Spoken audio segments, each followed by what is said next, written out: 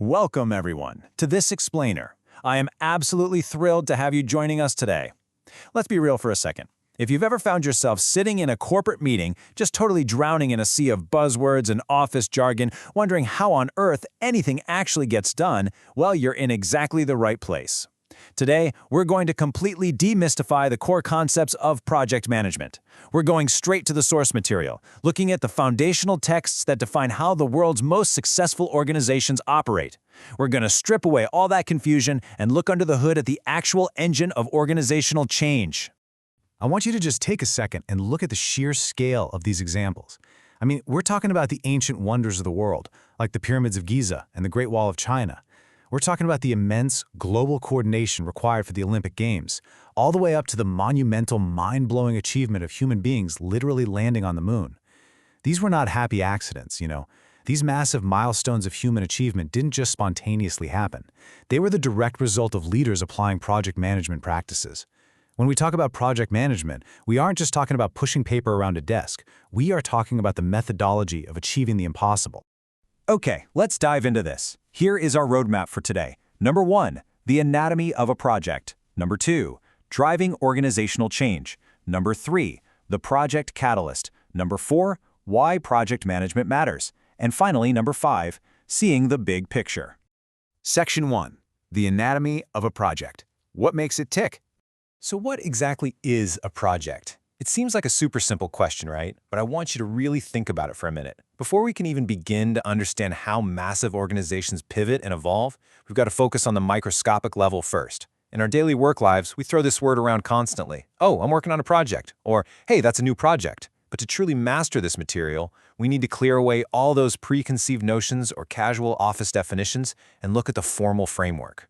So here it is. Here's the core definition straight from the source text. A project is a temporary endeavor undertaken to create a unique product, service, or result.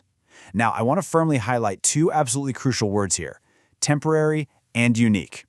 Temporary means it has a definite beginning and a definite end. It doesn't necessarily mean it's short. I mean, building a monument takes years, but it is not ongoing forever. The end is reached when your objectives are achieved, or maybe when the need simply no longer exists. And unique, that means you are creating a very specific deliverable. Even if your company builds 50 office buildings, every single one is unique in its location, its design, and its specific circumstances. It's not just doing the exact same thing on an endless assembly line. Which brings us to Section 2, driving organizational change, moving forward. And this brilliantly illustrates exactly what we're talking about. Take a moment to look at this visual journey. On the left side, we have the organization in its current state. This is where the business is sitting right now. Maybe they're dealing with inefficiencies, or perhaps they're completely missing a huge market opportunity. Then you see that bold arrow pushing upwards over time. That arrow right there, that is the project.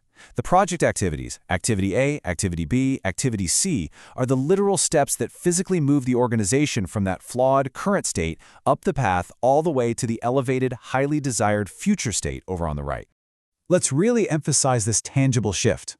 The current state is quite simply where you are before the project begins. The future state is the desired result of the change driven by the project. The entire reason a project exists, its fundamental core purpose, is to move an organization between these two states to achieve a specific objective. And if you think back to that upward movement on the last visual, that represents an increase in business value. Projects are essentially the mechanism by which a company makes itself more valuable. Let's move on to Section 3, the project catalyst. Why begin? Now, what's really interesting about this slide is how neatly these 4 categories organize the absolute chaos of the business world. Organizational leaders are just constantly reacting to external and internal pressures.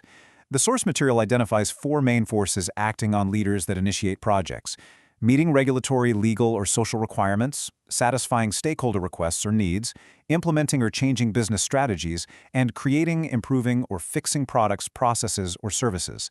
Pretty much every project you have ever worked on in your entire life stems from one or more of these 4 fundamental catalysts. Let's ground these abstract categories for a second by quickly matching them to some highly relatable real-world examples from the text. Imagine a municipal bridge suddenly develops cracks in its support members. That's a serious material issue, a clear need to fix a product, and you absolutely definitely need a project to fix that before rush hour, right? Or consider a sudden gasoline shortage that creates massive market demand. A car company responds to this strategic business shift by authorizing a project to build more fuel-efficient cars. The environment applies pressure, and the organization uses a project to adapt and survive. It's fascinating. Section 4. Why project management matters: the high stakes. Here is where we can really clearly contrast the risk and the reward. When you apply effective project management, you meet your objectives, you significantly increase predictability, and you optimize your organizational resources. Basically, you get exactly where you want to go.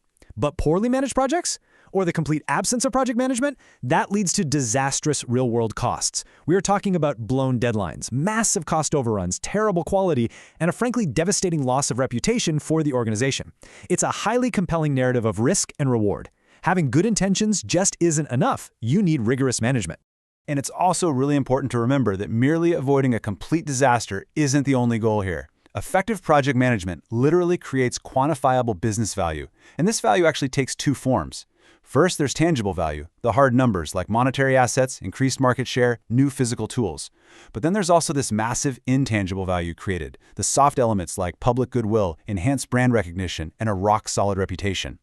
A well-managed project delivers on both of these fronts, making the organization fundamentally stronger across the board. Let's move to Section 5, seeing the big picture, zooming out, and see how this builds.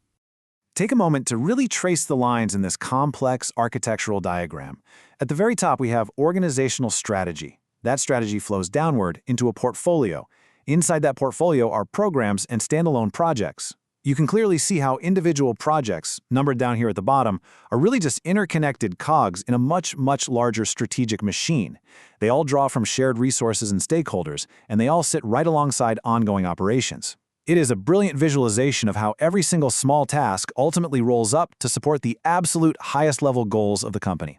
Now, to make sense of that big diagram, we must clearly delineate the difference between portfolios and programs.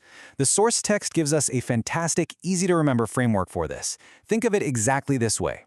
Portfolio management focuses on doing the right programs and projects. It's all about selecting the optimal mix of investments to actually meet your strategic objectives. Program management, on the other hand, focuses on doing those programs and projects the right way.